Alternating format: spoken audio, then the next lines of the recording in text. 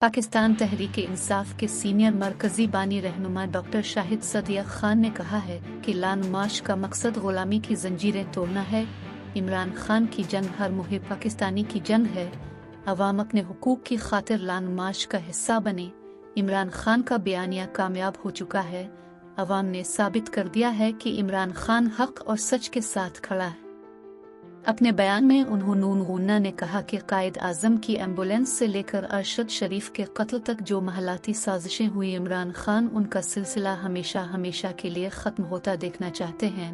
गुलामाना पॉलिसियों की बदौलत मुल्क की वसाइल अवाम पर खर्च नहीं होती। अमरीकी जंगों में मुल्क की मईशत तबाह की गई और मुल्क को बंद गली में धकेला गया।